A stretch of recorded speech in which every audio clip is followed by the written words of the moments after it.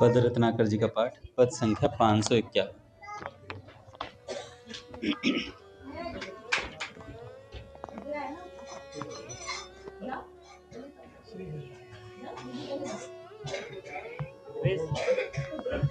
हे आराध्या राधा मेरे, मन का तुझ में नित्य निवास।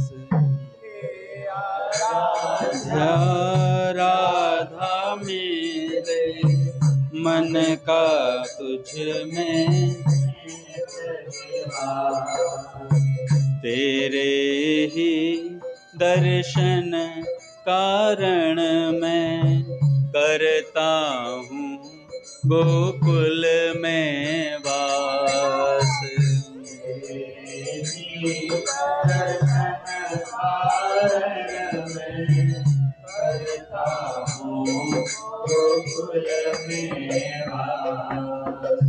तेरा ही रस तत्व जानना, करना उसका आस्वादन।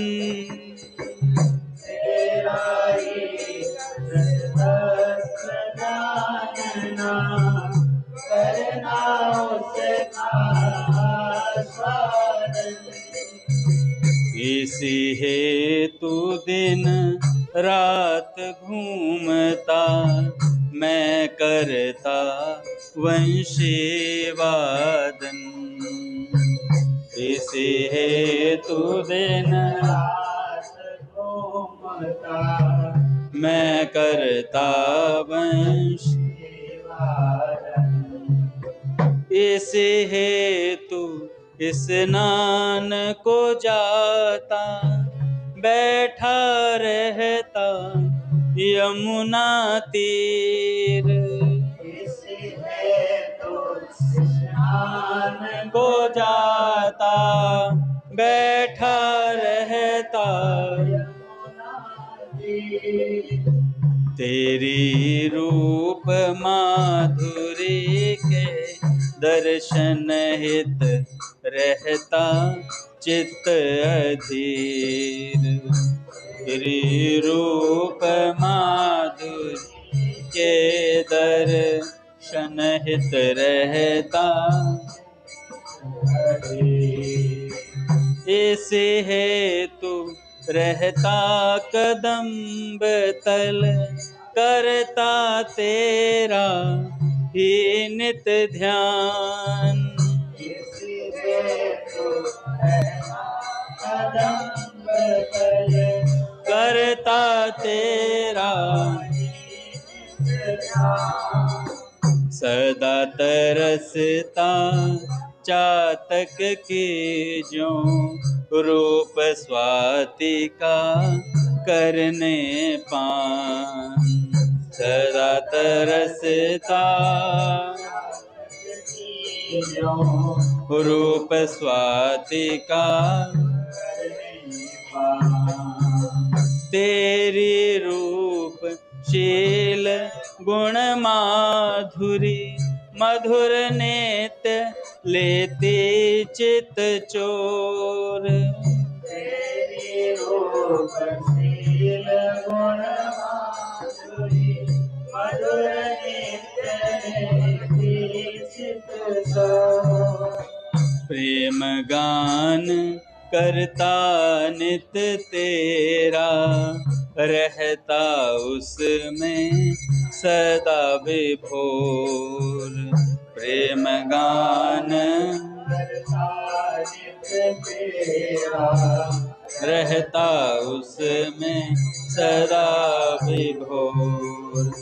राधा राधा राधा राधा राधा राधा राधा।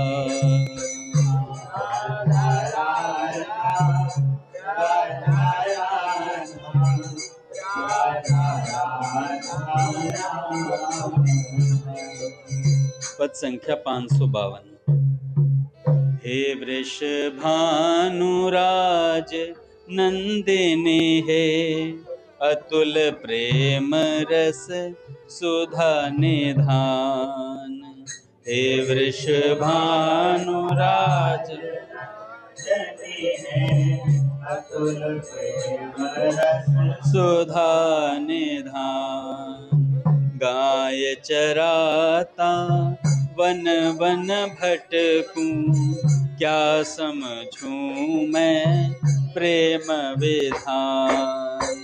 गाय चराता वन वन भटकूं, क्या समझूं मैं प्रेम विधान। ग्वाल बालकों के संग डोलूं, खेलूं सदा गवारू खेल। ग्वाल बालकों के संग डोलूं, खेलूं सदा गवारू खेल। प्रेम सुधा सरिता तुमसे मुझे तप्त धूल का कैसा मेल।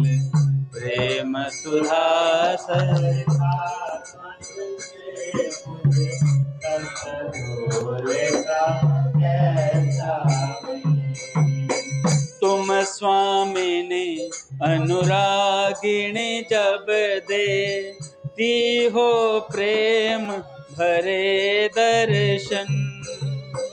तुम स्वामिनी अनुरागिणी जब देती हो प्रेम तब अति सुख पाता मैं मुझ पर, बढ़ता मित तुम्हारा ऋण। तब अति सुख पाता मैं मुझ पर, बढ़ता मित तुम्हारा ऋण।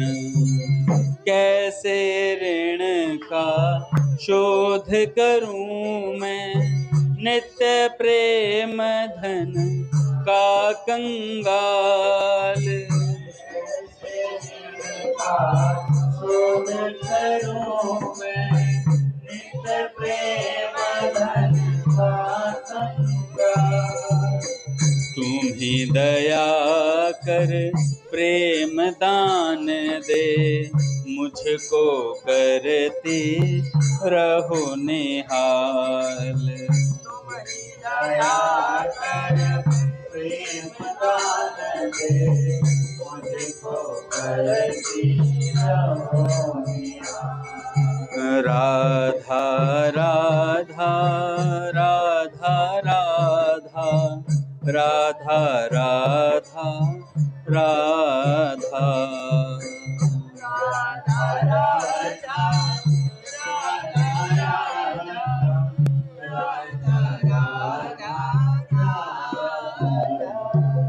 राधा राधा राधा राधा राधा श्री राधा। राधा राधा राधा राधा श्री राधा। बोले राधा माधव सरकार की जय। पूज्य श्री भाई जी महाराज की जय। पूज्य श्री राधा बाबा की जय। पूज्या मैया की जय। अपने प्यारे भैया की जय। पूज्य दादा की जय। भक्तवत्सल भगवान की जय। हरि बोल। बड़े सौभाग्य का क्षण है कि आज भी हमें सत्संग और कीर्तन का परम लाभ प्राप्त हो रहा है। पहले सेठ जी के कोई वचन सुनते हैं, उसके बाद किसी भक्त की चर्चा करें।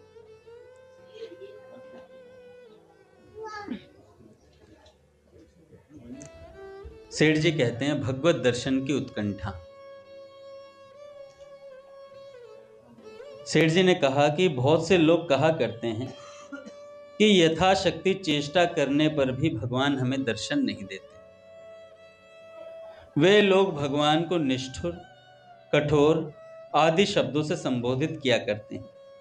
तथा ऐसा मान बैठे हैं कि उनका हृदय वज्र का सा है और वे कभी पिघलते ही नहीं। उन्हें क्या पड़ी है कि वे हमारी सुध लें, हमें दर्शन दें और हमें अपनावें। ऐसी ही शिकायत बहुत से लोगों की रहा करती है, परंतु बात है बिल्कुल उल्टी। हमारे ऊपर प्रभु की अपार दया है। वे देखते रहते हैं कि जरा सी भी गुंजाइश हो तो मैं प्रकट हो जाऊं, थोड़ा भी मौका मिले तो भक्त को दर्शन दूं। साधना के पथ में वे पद पद पर हमारी सहायता करते हैं।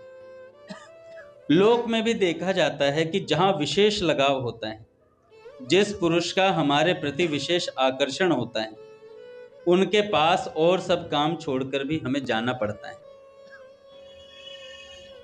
जहां नहीं जाना होता है वहां प्रायः यही मानना चाहिए कि प्रेम में कमी है। जब हम साधारण मनुष्यों की भी यह हालत है, तब भगवान जो प्रेम और दया के अथाह सागर है, यदि थोड़ा प्रेम होने पर भी हमें दर्शन देने के लिए तैयार रहें, तो इसमें आश्चर्य ही क्या है। भगवान के प्रकट होने में जो विलंब हो रहा है, उसमें मुख्य कारण हमारी लगन की कमी है। सज्जनों, प्रभु तो प्रेम और दया की मूर्ति ही है, फिर वे आने में विलंब क्यों करते हैं?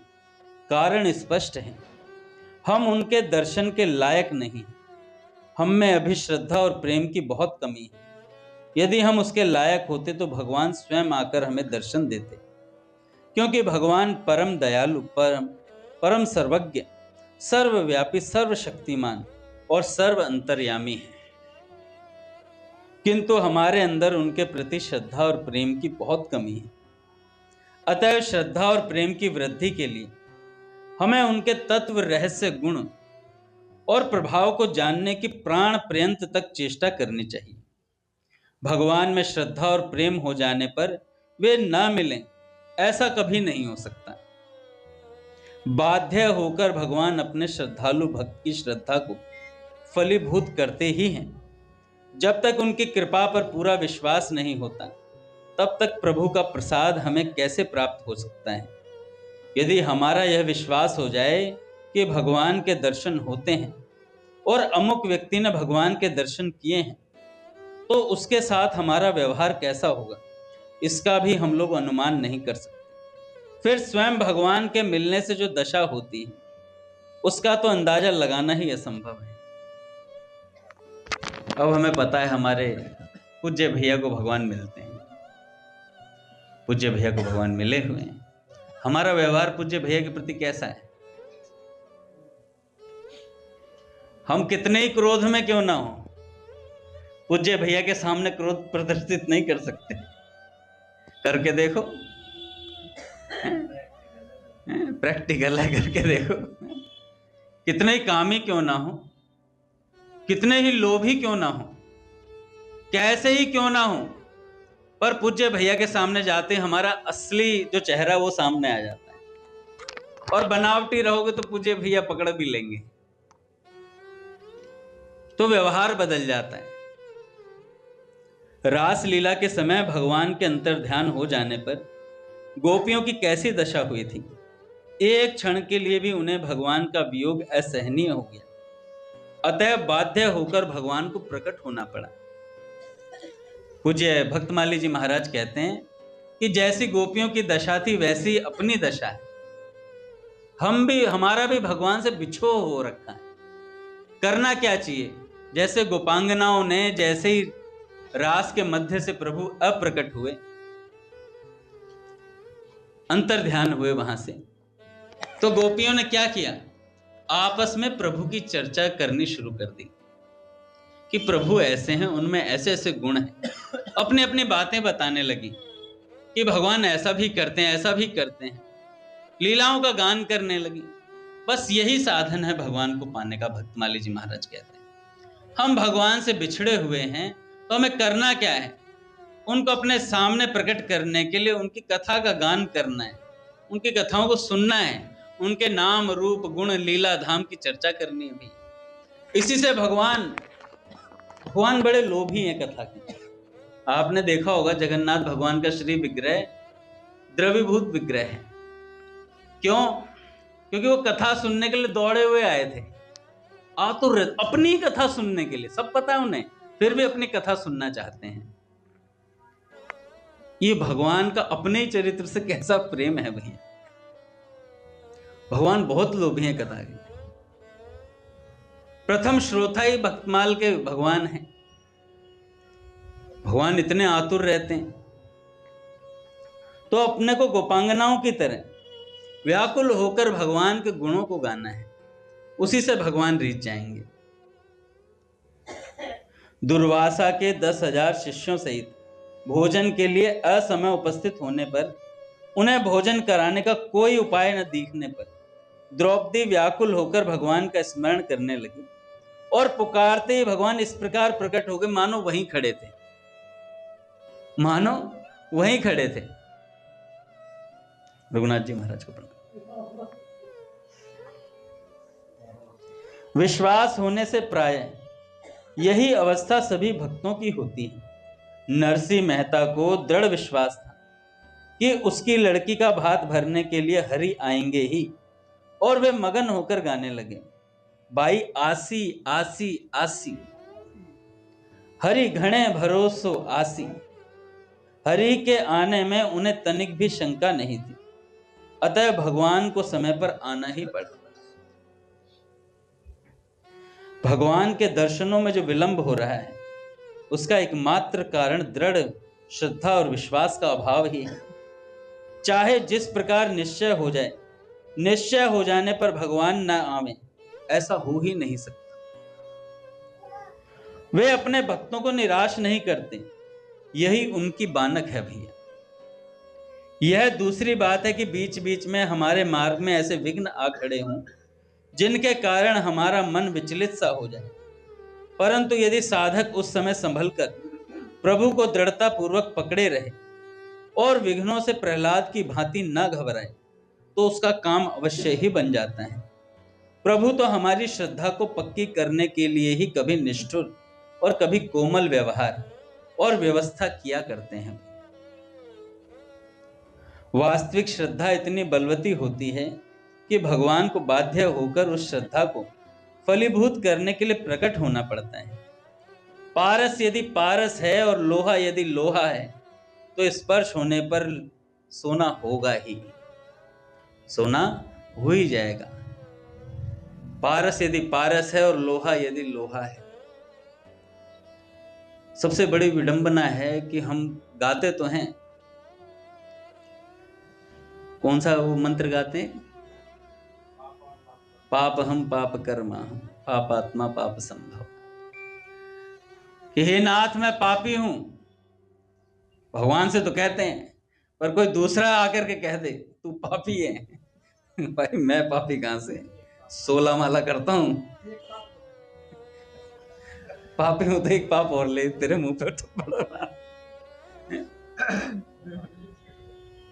पूज्य भाई जी ने कहा कि हम सच में दीन भी नहीं बनते हैं, सच्ची के दीन भी नहीं बनते हैं, नौटंकी वाली दीनता होती है हमेशा। प्रभु जी थे तुम्हारा बाप हो और अभी कुछ बोल दे तो गला उतार सकते हैं, तो सच्ची की दीनता भी नहीं आती, दैन्यता भी धारण नहीं होती।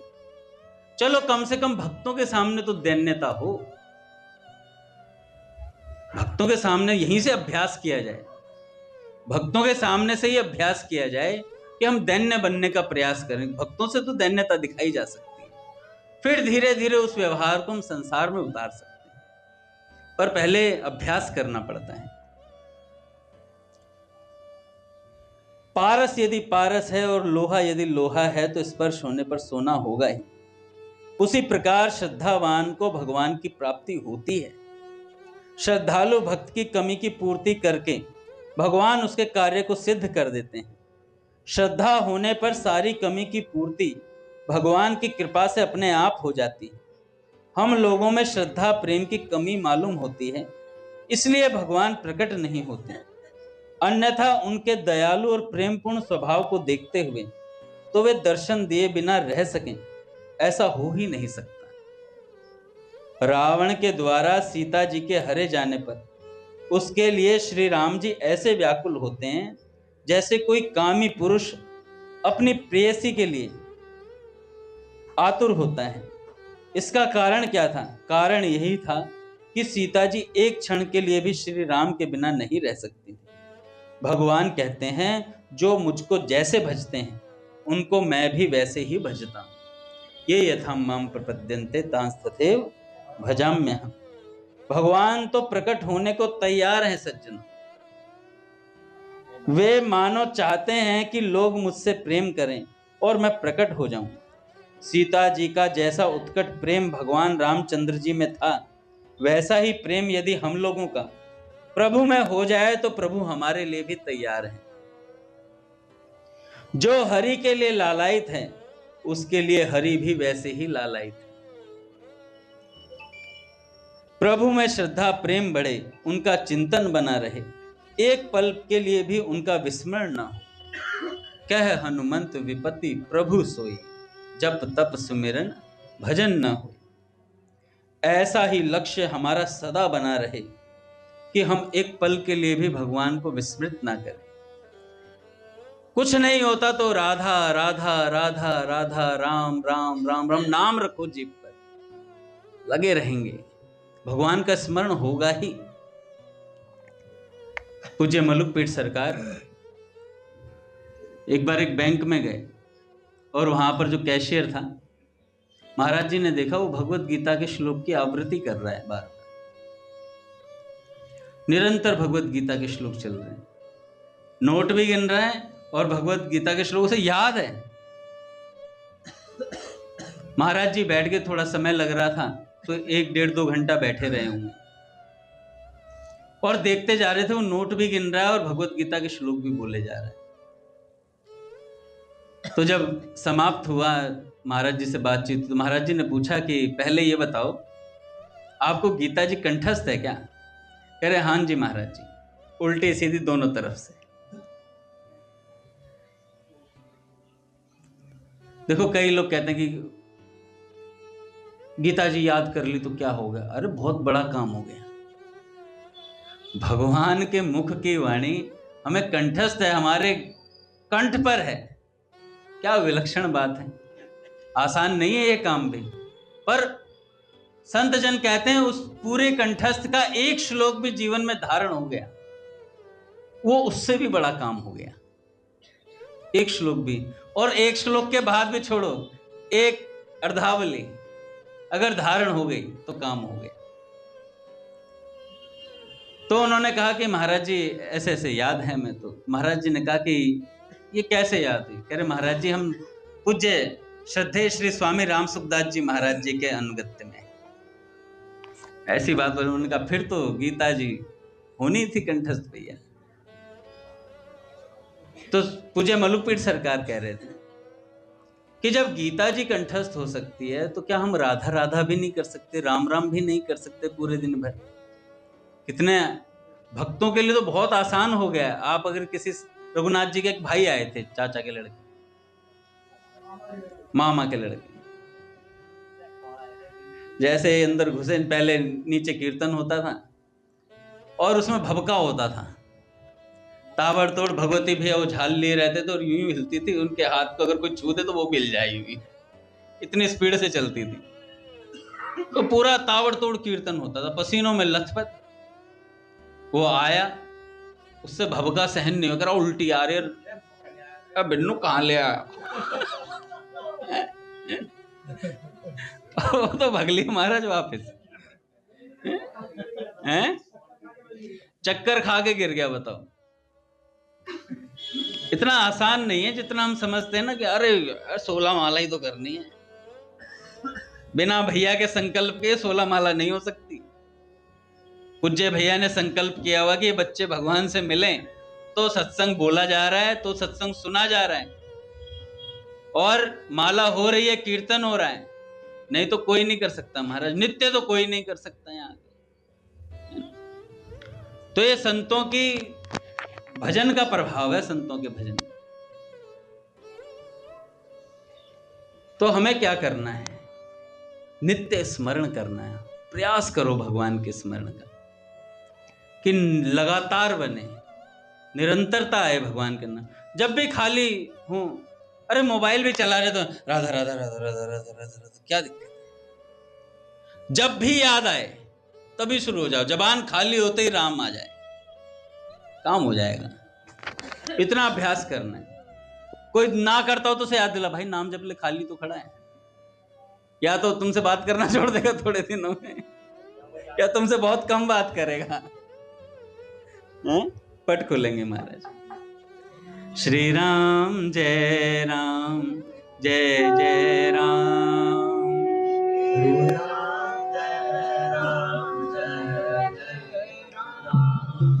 श्री राम जय राम, जय जय राम।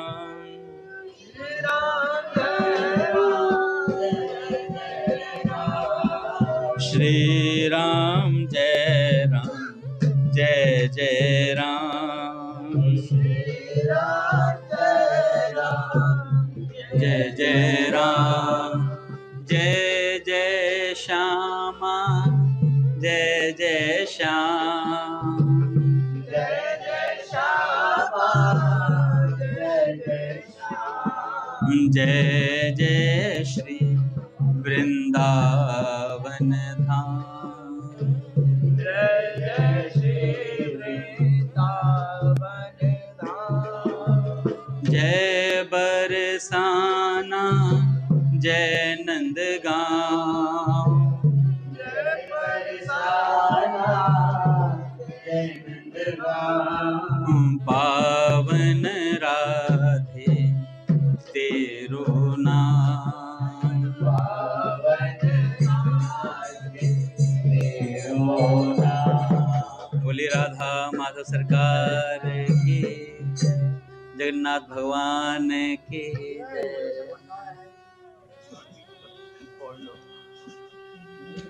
जगन्नाथपुरी धाम की जय, काका श्री की।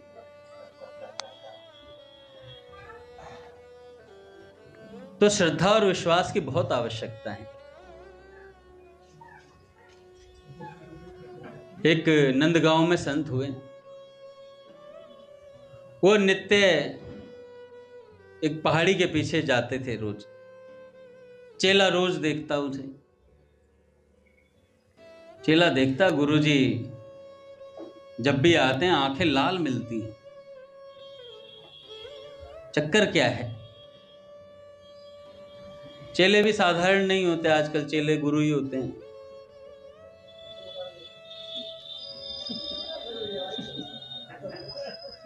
तो वो जो चेला था उसने सोचा, यार ये गुरुजी जाते कहाँ, एक बार परीक्षा करी जाए। तो एक दिन सोचा छुप छुप करके गुरुजी के पीछे पीछे जाएंगे। गए महाराज, जाकर के देखा गुरुजी की विलक्षण स्थिति। जाकर के क्या देख रहे हैं कि गुरुजी एक गधे को देख करके रुदन कर रहे हैं। एक गधे को देख करके रुदन कर रहे हैं, और वो गधा ब्रज रज में लोट मार रहा है, और गुरुजी दूर से देखकर खड़े हुए हैं और खड़े खड़े रो रहे हैं। चेला वापस आ गया, फिर गुरुजी वापस आए। चेले ने पूछा, गुरुजी आप गधे को देख करके क्यों रो रहे थे? तो गुरुजी ने कहा कि भाई पूरा जीवन व्यतीत हो गया ब्रज के अंदर, पर एक गधे जितनी श्रद्धा भी हमारे भीतर नहीं है। आज भी हम अपने कपड़ों के लिए डरते हैं कि कपड़े गंदे ना हो जाएं ब्रजरज में, पर उस गधे की निष्ठा देखो कैसे लेटा हुआ है। नर कपड़न को डरत है, नर पड़न को नाय।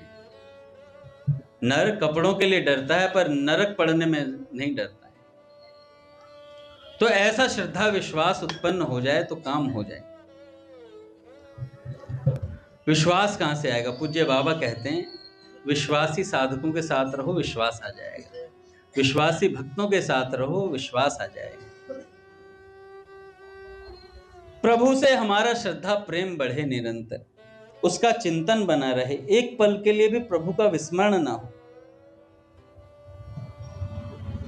हमें वे चाहे जैसे रखें कि सीताराम सीताराम सीताराम कहिए, जाहि विधि राखे राम ताहि विधि रहिए। सीताराम सीताराम सीताराम कहिए, जाहि विधि राखे राम ताहि विधि रहिए। मुख में हो राम नाम, राम सेवा हाथ, तू अकेला नहीं प्यारे, राम तेरे साथ। उनकी राजी में अपनी राजी रखें, उनके सुख में ही अपना सुख मानना चाहिए। प्रभु यदि हमें नरक में रखना चाहें तो हमें वैकुंठ की ओर ताकना भी नहीं चाहिए, और नरक में वास करने में ही परम आनंद मनाना चाहिए।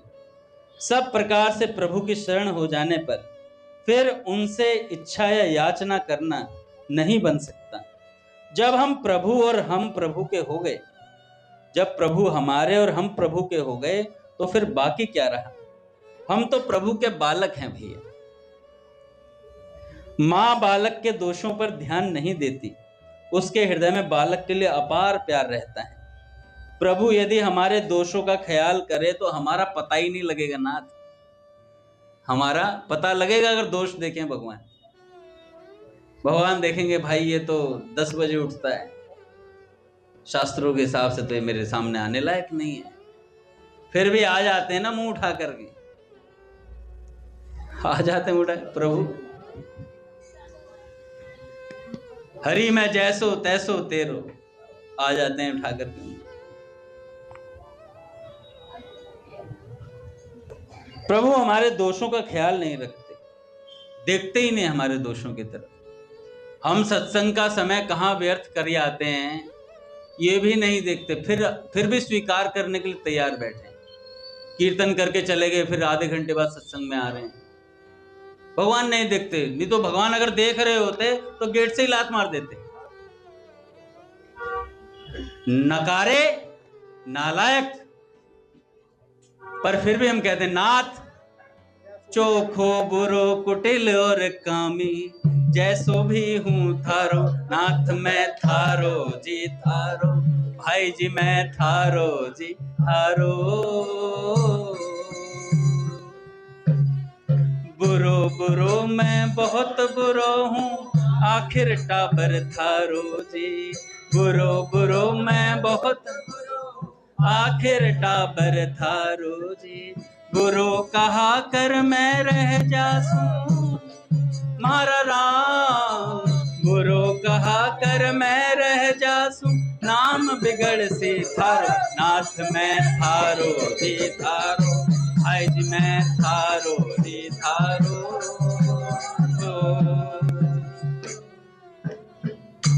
भगवान कहते हैं, पद निकालो यार, पद संख्या 960। तू भाई मारो रे मारो, तू भाई मारो रे मारो, तू मारो तेरो सब मारो, जग सारो हे मारो। तू भाई मारो रे मारो, तू भाई मारो रे मारो। अब भगवान पोल खोलेंगे, देखो जो कहते हैं ना नाथ मैं थारो जी थारो, भगवान के मैं बताता हूँ कैसा तू मानता है मुझे। मन में सदा दूसरो समझे, ऊपर से कहे थारो जी। मन में सदा दूसरो समझे, ऊपर से कहे थारो जी। मारो होता साता भी सो, रहे मारे से न्यारो। ओ तू भाई मारो रे मारो, ओ तू भाई मारो मारो। मेरे से उत्पन्न फिर भी मुझसे अलग रहता है, और झूठे ही बोलता है ऊपर से। फिर भी भगवान कहते हैं भैया एक बार जो कपट छोड़कर कहे नाथ मैं थारो जी, एक बार वो कपट छोड़कर कहे नाथ मैं थारो जी। लाइन देखो, सो म्हारे सगला पुत्रा में अधिक लाड लो म्हारो। जो एक बार ये कह देता है नाथ मैं आपका हूं, नाथ मैं थारो, नाथ मैं आपका हूं। सदा पात की सदा कुकर्मी विषयों में मतवारो जी, सदा पात की सदा कुकर्मी विषया में मतवारो जी। माथारो यूं साचो मन से कहता ही हो मारो जी। अगर तू ये कह दे मैं नाथ आपका हूं, इतना कहते ही तू मेरा हो जाएगा, और तू सदा कुकर्मी रहता है, सदा विषयों में मतवारा रहता है, और फिर आके झूठी बात बनाता है, पर कोई बात नहीं। भगवान कहते कोई बात नहीं, तन मन वाणी से जो मारो सो निश्चय ही मारो जी। जैसे हम कल पूज्य भैया बता रहे थे ना, ये यथाम माम प्रपद्यन्ते तांस तथे भजामि। हमने झूठे बोला भगवान से, नाथ मैं आपका हूं, नाथ मैं आपका हूं। भगवान भी उधर से कहेंगे हाँ पुत्र मैं तेरा हूं। तो भगवान क्या झूठा बोलेंगे क्या? हम झूठा बोल रहे हैं तो यथा तथा है भैया। पर भगवान मन वचन वाणी से अलग नहीं है, उनका तीनों एक है, मनसा वाचा कर्मणा तीनों एकदम एक है।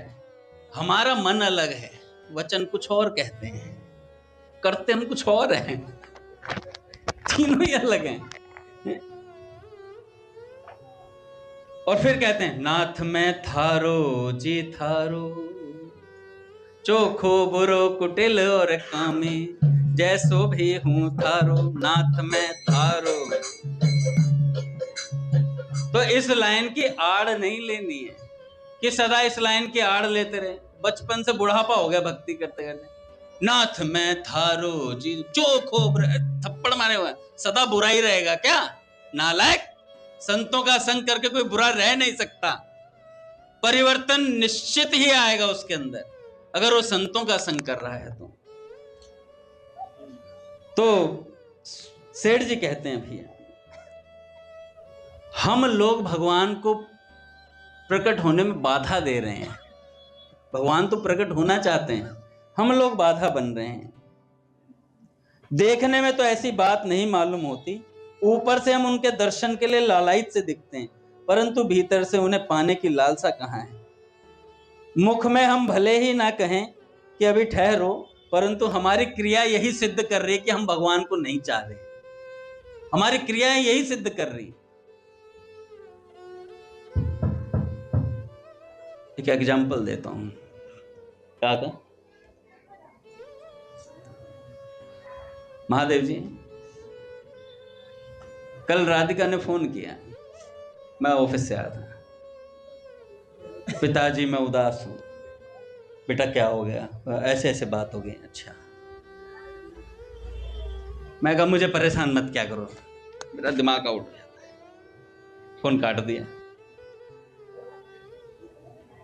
वैसे तो मैं दिखा रहा हूं कि मैं कंसर्न हूं, फिर मेरे मन ने कहा यार दिमाग खराब कर दिया राधिका ने। श्याम डेयरी पे बाइक रोकी गई, मन उदास है, इसकी उदासी रसमलाई से दूर होगी। सही बात का, ऊपर से दिखा रहा हूं भगवान को चाहता हूं, पर भीतर मेरे अंदर विषयों को पाने की चाह निरंतर बनी हुई है, निरंतर बनी हुई है। और हम तृप्त संसार से ही होना चाहते हैं। अगर भगवान से तृप्त होना चाहें तो लालसा कभी कम हो ही नहीं सकती, वो सदा बढ़ती रहेगी। तो मैंने कहा यार 3 रसमलाई दे रबड़ी वाली, और खा करके फिर पश्चाताप होता है राधा रमन जी की तरह, यार क्यों खा ली।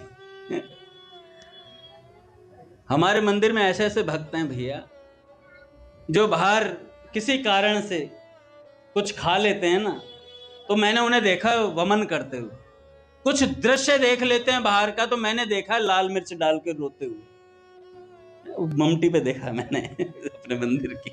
ऐसे ऐसे भक्त हैं भैया, जो विषयों में पड़ने पर विषयों के लिए दुखी होते हैं, दुखी, सच में दुखी होते हैं, और उनका ऊपर भी बढ़ रहे हैं भैया भगवत भक्ति की तरफ, क्योंकि पश्चाताप होता है।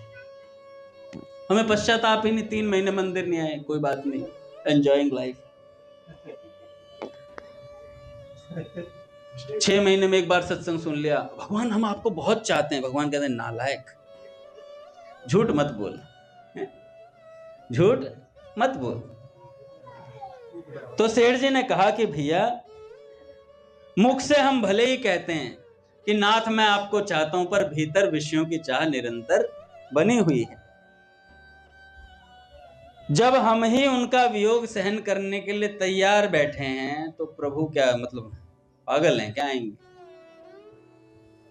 मैंने बताया था ना उनका एक को सपने में भगवान ने कह दिया, कल मैं तुझे स्वप्न देने मतलब तुझे दर्शन देने आ रहा हूं। भाई वो तैयारी करने सुबह सुबह, अच्छा आदमी था, बढ़िया सेठ जी थे, भगवान से प्रेम भी करते थे। प्रेम नहीं होता तो भगवान ऐसा थोड़ी ना कहते, दर्शन देने के लिए आएंगे भगवान। तो सुबह तैयारी करने लगे, अपने घर के बाहर बढ़िया फूल बंगला सा सजा दिया कि प्रभु आएंगे आज तो मेरे द्वार पर। सबसे पहले एक भिखारी आएगा, अबे हट साइड हो, माथा मत खा, भगवान आने वाले, हट। फिर एक कोढ़ी आ गया, अबे यार सारा कोढ़ यहीं ठिंडा हो गया क्या, भगवान आने वाले हैं यार, दिमाग खराब कर रखा है। फिर एक बुढ़िया आ गई भीख मांगने के लिए, करे आज तो सुबह से ही भूनी खराब कर रखी है, भगवान ने कहा सपने में मैं आऊंगा, पता नहीं कौन कौन आया जा रहा है यहां पर। और भाई शाम तक कोई नहीं आया काका। रात को सेठ जी खाना खा के सो गए, स्वप्न में भगवान फिर आए। जैसे ही स्वप्न में आए तो सेठ जी ने बोला भगवान से, प्रभु आप आए नहीं।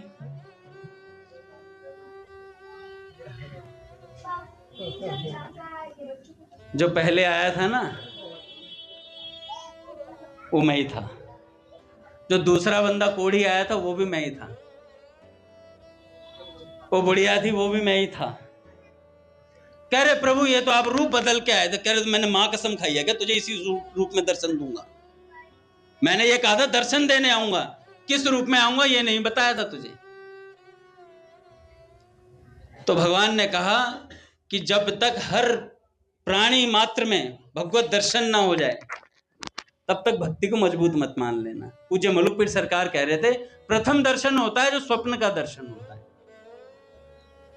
फिर उसके बाद एक अकेले का पर्सनल वाला दर्शन ध्यान का, फिर पर्सनल वाला दर्शन जो होता है एकांत कमरे में कभी भगवान का दर्शन होता है, और उसके बाद जो सबसे बड़ा भगवत दर्शन माना जाता है वो माना जाता है सर्वत्र भगवत दर्शन, कि जहां देखो वहीं भगवान का दर्शन, भगवान नजर आए।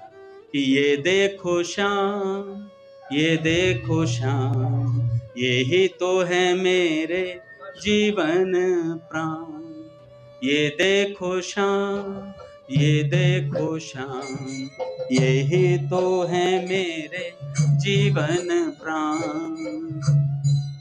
तो भैया ऊपर से नहीं कहना है, भीतर से कहना है, भीतर से कहो। प्रारंभ में ऊपर से भी कहो चलेगा, लेकिन इतने साल भक्ति करते हुए हो गए, कभी तो एक हफ्ते में एक आध दिन तो असलियत में कह दो कि हे नाथ मैं आपको चाहता हूं, हे नाथ आप मुझे प्यारे लगते हैं। कि एक बार सरल हृदय से हो, एक बार सरल हृदय से स्वीकार करो सब मैं हूँ केवल आपका, आप हो मेरे नाथ। मैं हूँ केवल आपका, आप हो मेरे नाथ। तेरा कल्याण होगा, प्रभु से प्यार होगा, प्रभु से प्यार होगा। स्वामी जी की वाणी है ये, हे मेरे नाथ, हे मेरे नाथ। स्वामी जी की वाणी है, हे मेरे नाथ, हे मेरे नाथ।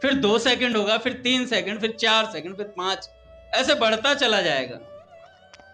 अरे नहीं भी हो पाया तो क्या हुआ, संत की आज्ञा का पालन तो हो गया, उसका फल मिल जाएगा। श्यामदास बाबा हुए, कुसुम सरोवर पर भजन करते थे। उनके गुरुजी ने कहा कि भैया निरंतर राधा कृष्ण राधा कृष्ण राधा कृष्ण का जप करना है, और तुझे कुछ नहीं करना, सुबह जो है ना गोबर से लीपना करना, चौका लगाना है पूरे उसमें, और उसके बाद बाल भोग की तैयारी सब वगैरह करनी है, संतों को पवाना है, और यही तेरा जीवन है। एक बार भी उन्होंने नहीं बोला कि गुरुजी शास्त्र पढ़ने नहीं पढ़ने, कोई स्पेशल ट्रेनिंग हो कोई, तो उन्होंने कहा नहीं भाई यही ट्रेनिंग है, यही ट्रेनिंग है। गुरुजी ने कह दिया कि भाई नित्य तुझे ये चौका लगाना है, गौ माता के गोबर से संतों को प्रसादी पवाने, और अपना पूरे दिन राधा कृष्ण करना। लग गए महाराज वो। 40 साल निरंतर भजन किया एक ही पद्धति से, इसी तरीके से। बहुत मुश्किल होता है, कोई गुरुजी कह देना 40 दिन तुम्हें ऐसे भजन करना है, हमसे कह दे 40 दिन तुझे लगातार 7.5 आना है, तुझे भगवान मिल जाएंगे।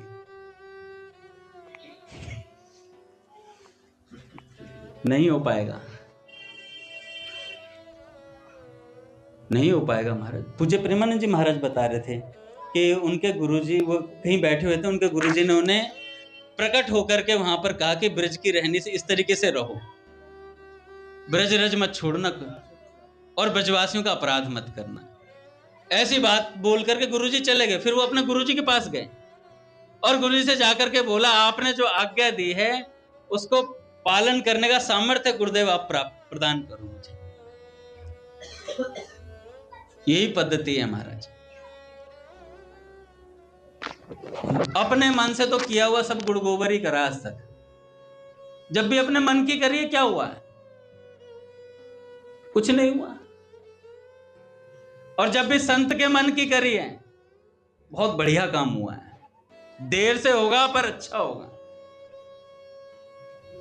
तो 40 साल निरंतर भजन किया, और भजन करने के बाद एक दिन बैठे हुए थे, जैसे अपने यहां भक्तों को हुए, पोछा लगाते हैं जो मंदिर में नीचे, भगवान के दर्शन। अब मैं उनसे जाकर, अबे सत्संग तो मैं बोलता हूं डेली, भगवान के दर्शन तुझे हो रहे हैं, मुझे क्यों नहीं हो रहे हैं? गुरुजी आप सिर्फ बोल रहे हो, उतार मैं रहा हूं, उतार मैं रहा हूं। चढ़ाना है सत्संग। पूज्य भी आ गए महाराज से।